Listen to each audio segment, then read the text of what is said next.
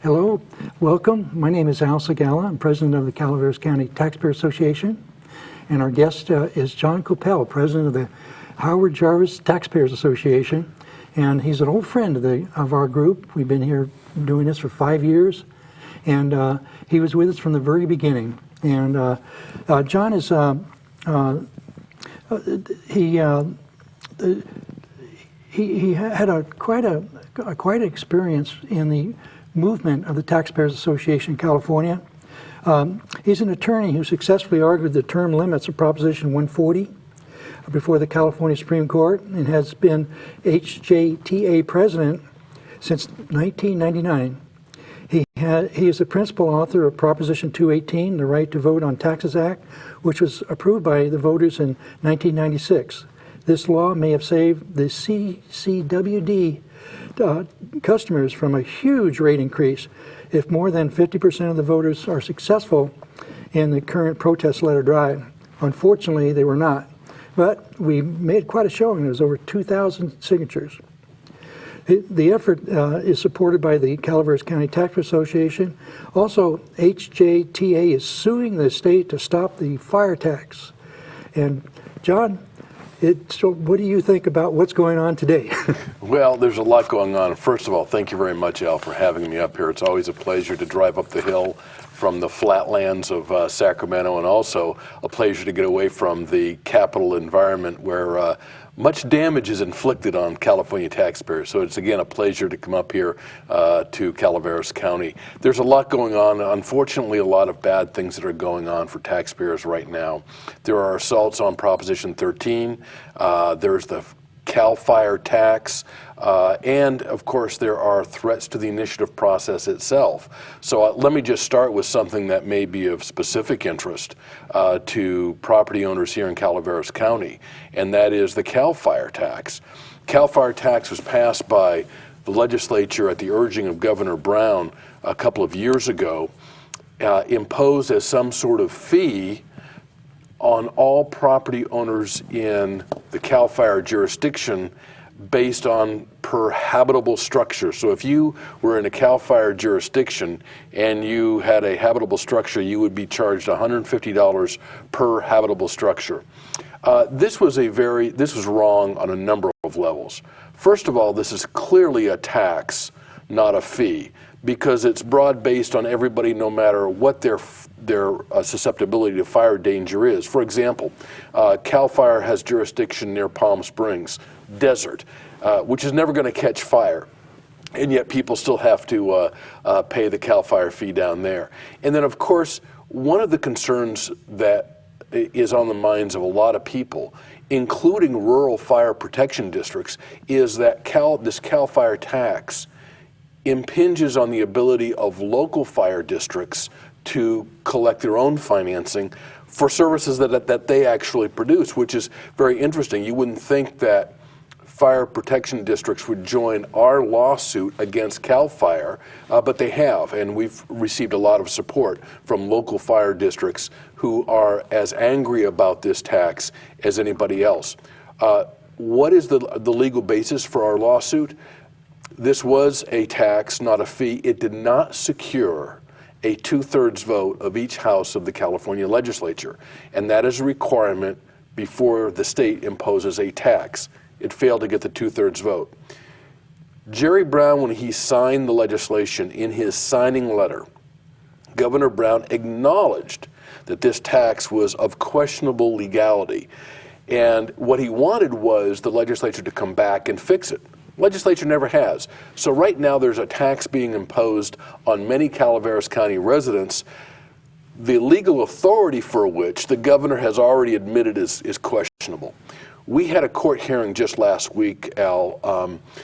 The first court hearing, the California Department of Forestry, the Attorney General, and the Board of Equalization tried to get our lawsuit thrown out. They failed. The court said that we can proceed with our lawsuit, and most importantly, the court did not agree with the Attorney General that this case was inappropriately brought as a class action. So at least for now, this lawsuit is proceeding as a class action. Now, what is a class action? That is a legal proceedings where we can represent a lot of people, and all we have to do is have a few representatives to represent everybody in that class. There are 860,000 people paying this tax in California. So if they fill out the paperwork, and that's a big if they fill out the paperwork, then they will automatically be included in our class without having to do anything else. They don't have to contact us, and obviously nobody has to pay us. They will be included in our class action if they fill out the paperwork. Now, I strongly urge anybody in Calaveras County who is watching this program, if you're paying the CAL FIRE fee, which you probably are, and you want the chance at getting your money back, you need to go to our website at hjta.org. That's hjta.org, and there's a little banner there that says Fire Tax Protest. Click on that, and that will walk you through the steps of what you need to do to get your money back, or at least fill out the forms. Because the one thing the judge did say, and he raised a question, is that if people do not fill out the paperwork, that significantly jeopardizes the probability that they will get their money back. So, even if we get the thing declared illegal, that's a victory. What we would like to do is get the tax declared illegal, but also get people their money back. Because this was an inappropriately imposed unconstitutional tax. We feel very strongly about that. But the judge made it clear that people need to go through this process. So that's kind of where we are on that. And again, we send out updates to our email list for people who want updates on this specific tax. They can sign up on that firetaxprotest.org. Actually, go to our primary website, hjta.org, and that will link to it. So hopefully that answers that question, the fire tax process. On the Calaveras County Taxpayer Association, our website, which is on the board here, calaveras.taxpayers.org, we will link to your site.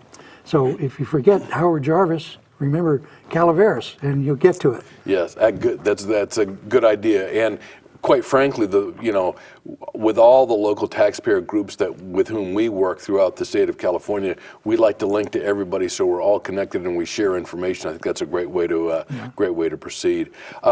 Al, I think the other big thing right now, of course, is Proposition 13. Prop 13. We just celebrated the 35th anniversary of Proposition 13.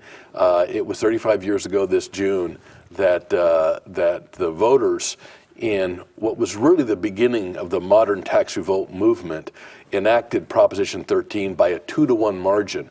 Now, the good news, Al, is that if Prop 13 were on the ballot today, it would probably pass by the same margin as it did 35 years ago. We do polling on Prop 13 every year. Prop 13 is very polarizing. The tax and spenders hate it. They want to destroy it. A liberal San Francisco legislator said he would like to nuke Proposition 13. But for people who own homes and small business people who rely on the stability and predictability that Prop 13 provides, they are very strongly in support of it. And the good news is the support for Prop 13 cuts across party lines. And I don't know for your association how many registered Democrats you have with the Calaveras Taxpayers Association. A third of our members are Democrats, so we're a nonpartisan organization. Now, our members do tend to be very conservative fiscally, but same with us. Same with you, I'm sure, and interested in reasonable taxation, not no taxation, but reasonable taxation. Right. And I think what's really motivating people today, Al, is people just want value for their tax dollar. And I think right now, throughout the state of California, whether you're an urban minority, whether you're in Calaveras County, people perceive correctly today that they're not getting good value for their tax dollars. I've got a question on the Prop 13, Sure. John, how much savings have property owners experienced since Prop 13 went into law? Well, if we calculate what the tax rate, the average tax rate in California, property tax rate was prior to Prop 13, it was about 2.6%. Prop 13 says 1%. And then, of course, Prop 13 limits the annual increases in taxable value to 2% a year. We calculate the savings to California property owners at about $528 billion, over $500 billion since in the last 35 years. And that's a figure we've been using for about 3 or 4 years. I think it's got to be much higher right now. So I would say probably about $750 billion. Again, if you take the property tax rate that existed in 1978 and you apply that today's property, it's a pretty simple calculation to make. So that means that property owners has already saved thousands of dollars in their taxes because of the work that you and Howard Jarvis have done. Well, again, one of the arguments or one of the pitches we make to new homeowners is even for new homeowners, you would not want your property taxes tripled, and that's basically what even new homeowners would get if Prop 13 weren't there. For longtime homeowners, the savings is much, much greater because of that limitation on the annual increases in taxable value. So it's provided a lot of benefits. Now, California, as you know, Al, is not a low-tax state. California right now has the highest income tax rate in America, 13.3%. We have the highest state sales tax rate in America. Effective July 1st, we now have the highest gas tax in America. And even with Prop 13, everybody says, all the liberals say, well, yeah, but Prop 13, you're a low property tax state. That's not true. We rank 14th out of 50 states in per capita property tax collections. We're in the top third in property tax burden. So we're not a low property tax state. And yet they want to make us number one in everything. Yeah. So Prop 13 is one of the few things that is still attractive to California taxpayers, whether it's residential or business. And let me talk about business properties for just a moment. The other big threat to Prop 13 that we see right now, of course, is the so-called split roll. There's a big effort going on right now in the legislature and among the liberal groups to split the tax roll between residential and commercial, because they know that going after homeowners is probably a losing proposition politically. Including Brown, yeah. Including Brown. And I think he even can read the tea leaves. So there's going to be an effort to go after commercial properties. But again, the stability and predictability that Prop 13 has given to homeowners has applied equally to business properties. And even though virtually all of our members are homeowners, we feel very strongly that those protections ought to be continued for business properties as well. The business person, if they suffer increased costs, gets passed right to the consumer anyway. That's right. So there's no such thing as a free lunch when you tax business people. That's right. It comes right back to you again. It's going to pass right back to them, either, to take your average strip mall. I mean, suppose there's a guy that owns that, and his tenants, which are small retailers, they're going to pass those costs along. He's going to pass it along to them. They're going to pass along to their customers, or they're not going to hire people. Yeah. And for all the efforts that are going on right now of Governor Brown, for whom I have some begrudging respect, because he's certainly not as liberal as some of the members in his own party in the legislature. But they're now saying that we're having this big California comeback. We don't buy it, and we'll be talking about that later tonight. That the California economy is still very, very fragile.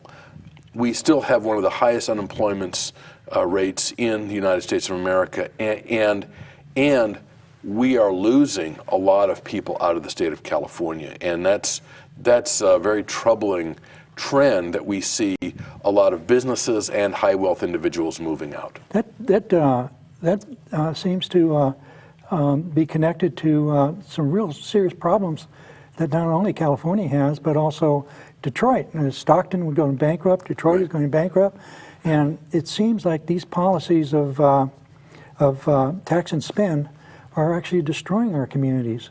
Absolutely, and in fact, I think if one looks at the California economy right now, we've referred to it as the Detroitification of California. And what has happened is we have seen a number of demographic groups move out of California, certainly high wealth individuals. Because of that 13.3% tax rate, Phil Mickelson, who just won the British Open, the golfer, is one of the few remaining professional golfers who still is a California resident. He was complained about Prop 30, the 13.3% tax rate last year. And Tiger Woods said openly, he says, well, that's why I moved out of California. Tiger Woods used to be a California resident. He has moved to Florida. Most of your professional golfers right now have moved to Texas or Florida, where the top marginal tax rate is 0, no income tax. Compare that to California, 13.3%. If you're a high wealth individual, this is a no-brainer. So high wealth individuals, skilled labor who may not be college educated, but if you're a diesel mechanic, the jobs are not here in California. Where are they? They're in North Dakota, where they're doing fracking and oil development. They're in Texas, they're in Florida. Educated young people, college grads who cannot find a job, they're moving out of the state. And of course, we see small businesses and large businesses. Comcast has moved out of California. Tomato Soup, Campbell's Soup moved their factory out of California. The largest publicly traded company in Sacramento region, Waste Connections, moved to Austin. They're all moving to Texas. And for the majority party to say everything's hunky-dory in California is just not borne out by the facts. I wonder, it seems like we have an information problem, maybe also an ideological problem. But one thing for sure is that the present state of our news media doesn't seem to be getting the message out as to what the real economic picture is in California. And if we're going to make headway, we need to find a better way to communicate with the people. We need to find ways to one by one, start to get the truth out. Yes. So eventually we can have a turnaround and rebuild a free and prosperous country. I think that's true. It's about communication. It's about messaging to people who are disengaged in politics. You have a lot of people on the left, a lot of people on the right who are engaged, but there's a lot of people in the middle who have totally checked out because they don't believe they can make a difference. And the message, when I go and give speeches and I talk to people, it's one thing for us to talk to our conservative friends who agree exactly with what you and I think. It's another thing to go to somebody who's politically disengaged and to try to convince them why they should be concerned about regulation, about the state of our schools. Why is it that California has the highest paid teachers in America, but we're not getting the value of the product? And of course, the 800-pound gorilla is the political power of the public employee unions. That is probably the one thing in California, and of course, the damage that can inflict. You just need to look at Detroit. Detroit was governed by labor, and look what happened to the city. And that's why I refer to the Detroitification of California, and that is, if we don't do something to keep the political power, extraordinary political power of the public sector labor in check, then we're in deep trouble. I don't see any silver lining there yet, although the polling, the sympathy for public sector labor is way, way down, so maybe there are some inroads there. I think the Howard Jarvis Taxpayer Association did make some inroads. One of those inroads was suggested reform of CalPERS. CalPERS is the statewide retirement system that most local government bodies also are part of. And I think, John, you said that the key was to get away from prescribed benefits and move toward prescribed contributions. And then so we break away from this it's kind of a Ponzi scheme that's developed, that the taxpayers take the risk of bad investments that the retirement funds make. Right. When the retirement funds lose money, they go to the taxpayers to make up for it because of prescribed benefits with no limit to the amount of money for that. And so our taxpayer group is 100% in lockstep with you to try to get reform along that as quickly as possible. And here again, we look at it as the public sector unions that to a great extent have brought this about. Yes, and if you look at what's happening in Stockton, again, to return to Detroit, Yeah. it is the obligations to the public sector labor that has been the #1 creditor to the city of Detroit. So that is the thing that has destroyed that city. And I will tell you that the public sector unions are scared to death of the bankruptcy proceedings in cities like Detroit. Yeah, they lose their retirement benefits. Because they can. Now, everybody has thought, I think incorrectly, that those retirement benefits are inviolate. That means you can't touch them. That's not necessarily true, and we're about to find that out in Stockton. I think now in Vallejo, which went through bankrupt, they found a way to restructure the city finances to meet those pension obligations. And I'm not advocating for totally abandoning those obligations, because I think those were promises, and to some extent they have to be met. But at some reasonable level, they cannot believe that they get to skate free and everybody else takes the hit. That's not realistic. So it's going to be very interesting to see what happens in Stockton. Right now, the unions are going ballistic and they're not willing to negotiate. But I think if they look at Detroit, they're going to say, well, maybe we should negotiate. Because if we draw a hard line and we get nothing, that's not the best interest for our members. There's been some discussion about fundamental reform of the public service unions along the lines that the money is actually owned by the employees or the retirees. Yes. It doesn't belong to the union leaders. It doesn't belong certainly to the politicians. It actually belongs to them. Doesn't it make sense that they should control the entity, the retirement plans or retirement systems that are using their money? And if that's the case, wouldn't that be the area that we could probably get support from the union workers? Maybe not the union leaders, right, but the union workers know it's their money. They know it's not the union boss's money. Right. And I think that's one of the reasons we are beginning to see a shift toward these defined contribution plans, which are owned by the employee, not by some fund, and they're portable. Yeah. Like a 401k. Yeah. Any defined contribution plan is portable. Right now, those PERS retirement benefits, if somebody wants to yank their money out, right now I don't think there's any mechanism for them to do that. So I think pension reform is a big deal.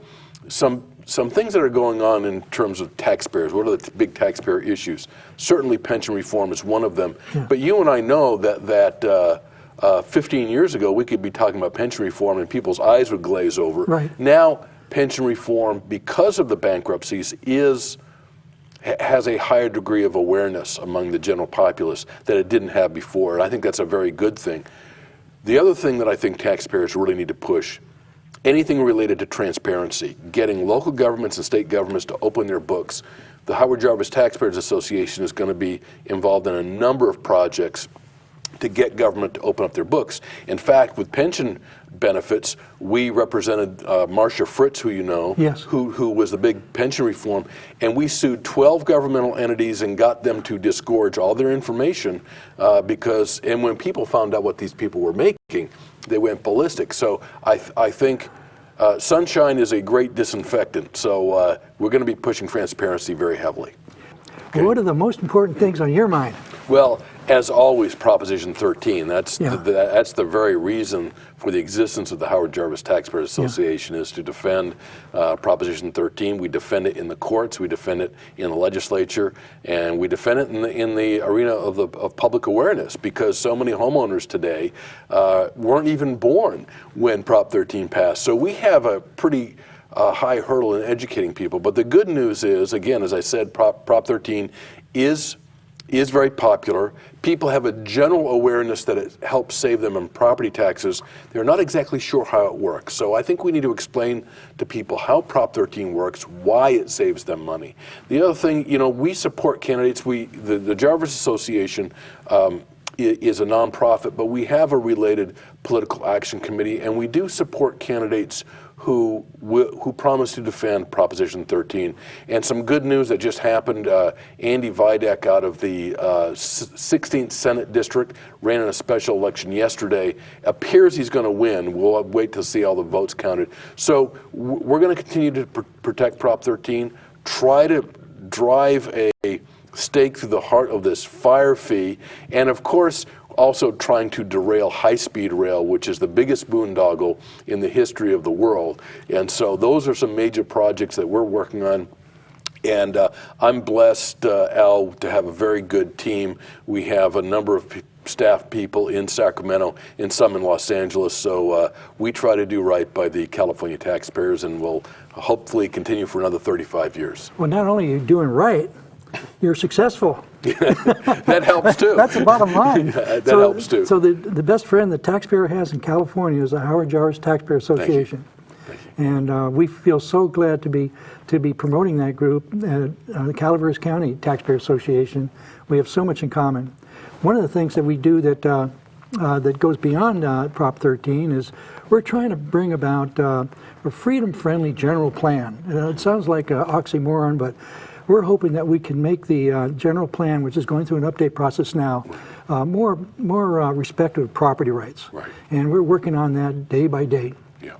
The important websites to remember is Howard Jarvis taxpayerassociation.org, is that correct? HJTA.org. HJTA.org, Right. okay. And then the Calaveras County Taxpayer Association is calaveras.taxpayers.org. And they're down to a few seconds now. Okay. What is the last word you want to tell our viewers? Well, if anybody's watching this program and they're not a member of the Calaveras Taxpayers Association, they should join, because Okay. you're in a very good group and it's well worth joining. Thank you, John. You bet.